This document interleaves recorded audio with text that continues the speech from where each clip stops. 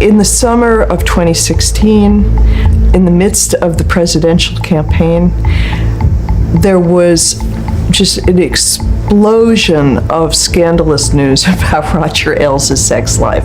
በታዋቂ ሚዲያዎች ውስጥ የሚፈጸሙ የሙስና፣ የዝምድና አሰራር፣ ኔፖቲዝም እንዲሁም የጾታዊ ጥቃት ታሪኮች ብዙ ጊዜ በዝምታ ይታለፋሉ። ሆኖም ባለፉት ዓመታት በዓለም አቀፍ ደረጃ ትልቅ ለውጥ ያመጡና ተቋማትን ያናወጡ አንዳንድ እውነተኛ ክስተቶች አሉ። That's off another bomb inside the company. The case gets uglier and uglier by the day. We believe more than 20 women came forward speaking to the law firm about their experiences with Ailes. እነዚህ ታሪኮች የግለሰቦችን ሕይወት ከመንካታቸውም በላይ የሚዲያ ተቋማት የሥነ ምግባር መመሪያዎቻቸውን እንዲያሻሽሉ አስገድደዋል። Who gave him the news that he was severed, executed, gone? Lachlan was in that room. ከነዚህ አስተማሪነት ካላቸው ታሪኮች መካከል የተወሰኑትን በወፍ በረር እንመልከት። የመጀመሪያው ወደ ፎክስ ኒውስ ይወስደናል። የሮጀር አይልስና የቢል ኦራይሊ ውድቀት። በአሜሪካ የሚዲያ ታሪክ ውስጥ እንደ ሮጀር አይልስ ተደማጭነት የነበረው ሰው እጅግ ጥቂት ነው። ሮጀር አይልስ ፎክስ ኒውስን ከመሰረተበት ጊዜ ጀምሮ ለ20 ዓመታት በብረታማ መዳፍ እጁ መርቶታል። ሆኖም ከጀርባው የነበረው ታሪክ ግን እጅግ አሳፋሪ፣ እጅግም አስከፊ ነበር።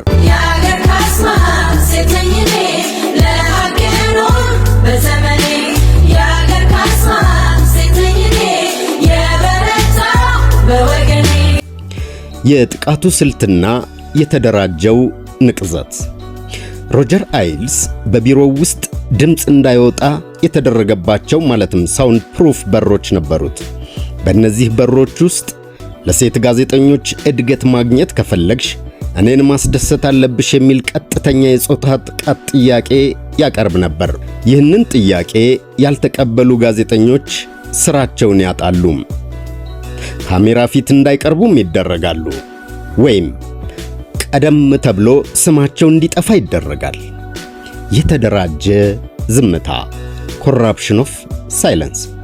ተቋሙ ይህንን ጉዳይ ያውቅ ነበር።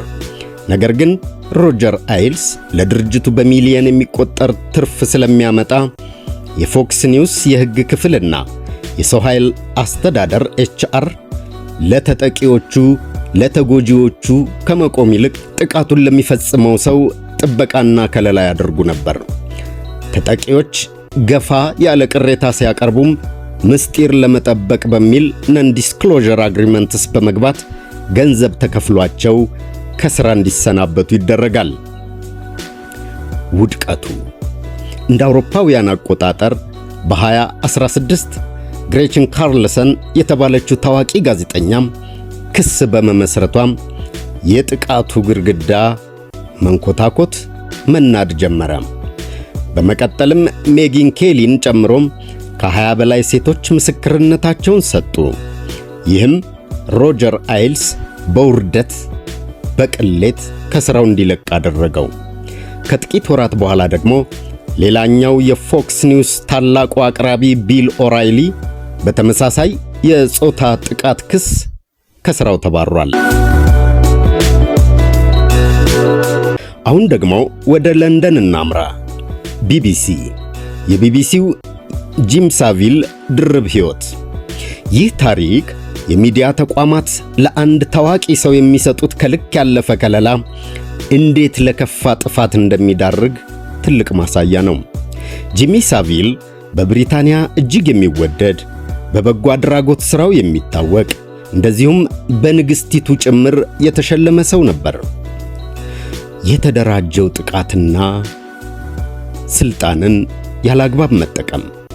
ሳቪል በቢቢሲ ውስጥ ካለው ከፍተኛ ተሰሚነት የተነሳም በቢቢሲ ስቱዲዮ ውስጥ ብቻ ሳይሆን በሆስፒታሎችና በትምህርት ቤቶች ውስጥ በመቶዎች የሚቆጠሩ ሕፃናትንና ወጣቶችን ሲበድል ቆይቷል። ይህንን የሚያውቁ የቢቢሲ ሰራተኞች ነበሩ። ሆኖም እርሱን መንካት ተቋሙን መንካት ነው በሚል ፍርሃት ማንም አልተናገረም፣ ዝም አሉ። ሌላኛው የሚዲያውን ንቅዘት ይመለከታል። ሳቪል ከሞተ በኋላ የቢቢሲ ኒውስ ናይት ፕሮግራም የእርሱን ወንጀል የሚያጋልጥ ዘገባ ሰርቶ ነበር። ሆኖም የቢቢሲ ከፍተኛ አመራሮች ዘገባው እንዳይተላለፍ አገዱት። ይህም ተቋሙ የገዛ ዝናውን ለመጠበቅ ሲል የወንጀል ተባባሪ መሆኑን ያጋለጠ ሆነ። በኋላ ላይ እውነቱ ሲወጣ ቢቢሲ ከፍተኛ የሕዝብ አመኔታው ተሸረሸረበት። ዋና ዳይሬክተሩም ከሥራ ለመልቀቅ ተገደደ። ሦስተኛው ታሪካችን የሃርቪ ዊንስተንና የወኪሎቹን ስምምነት ይመለከታል። ሃርቪ ዊንስተን በሆሊውድ የፊልም ኢንዱስትሪ ንጉሥ ቢሆንም የእርሱ ሥልጣን በሚዲያ ተቋማት ውስጥ ባለው የጥቅም ትስስር ማለትም በኒፖቲዝም ኤንድ ኮራፕሽን ላይ የተመሠረተ ነበር። ንቅዘቱ ሲስተሚክ ኮራፕሽኑን የተመለከተ።